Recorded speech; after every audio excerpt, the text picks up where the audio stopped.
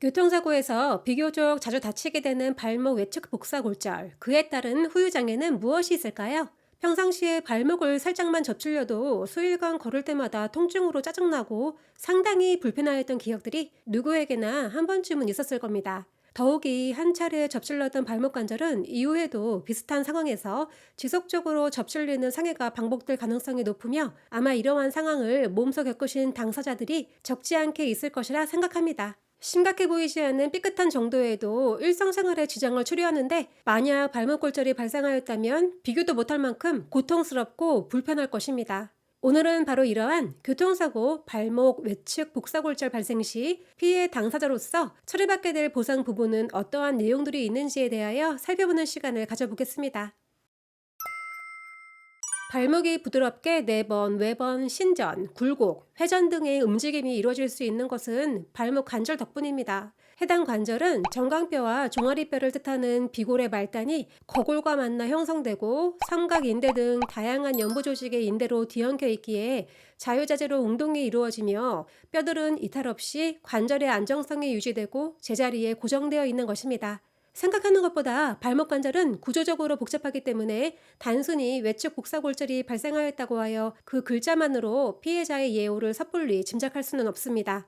또한 정형외과 전문의들이 모여 실제로 발목골절 상병을 얻은 환자의 영상검사 자료와 현 상태 등을 종합적으로 고려하여 후유장애 등에 대해 검토를 하더라도 각자의 소견은 모두 조금씩 다를 수 있습니다. 따라서 복사골절 후유장애 보상에 대하여 피해 당사자와 보험사의 입장은 180도 다른 이견이 대부분 존재하기 때문에 서로가 주장하는 맥브라이드 방식 후유장애 소견에 대해선 언제나 그 협의점이 필요할 수밖에 없습니다. 그럼 교통사고 외측 복사골절 피해자의 후유장애 보상 사례를 통해서 여러분의 이해를 도와드리겠습니다. 피해자 김 씨는 30대 여성분이며 횡단보도를 건너던 상황에서 속도를 줄이지 않은 오토바이와 부딪힐 뻔하자 놀라서 넘어지는 교통사고를 당하고 맙니다.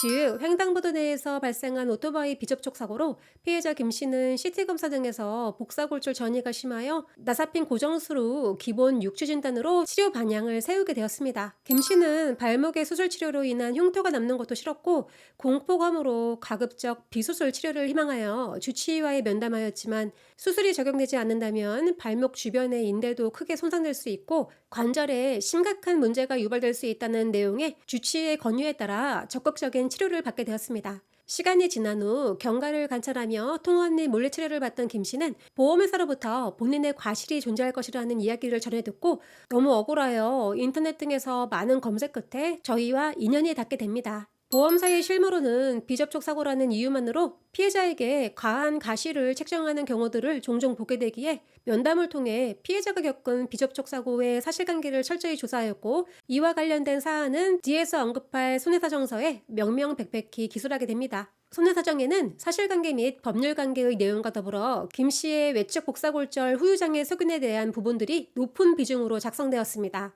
보험회사에서는 피해자분의 복사골절을 경미한 골절로 치부하였고 한시적인 후유장애조차 인정할 수 없으니 노동능력 상실의 손해액인 상실 수익액 보상은 지급할 수 없다는 의사를 밝힐 것이 분명했기 때문에 이를 대비하여 명확한 외측 복사골절 후유장애 감정 내용을 준비하게 된 것입니다. 이미 17년 이상을 보험회사를 상대하는 보상 업무를 진행해 오다 보니 구태여 그들의 의중을 묻지 않아도 업무 과정 및 대응 방식은 충분히 잘 예상할 수 있게 되었습니다. 물론 피해자 김 씨의 골절의 정도가 매우 심각한 것은 아니었습니다.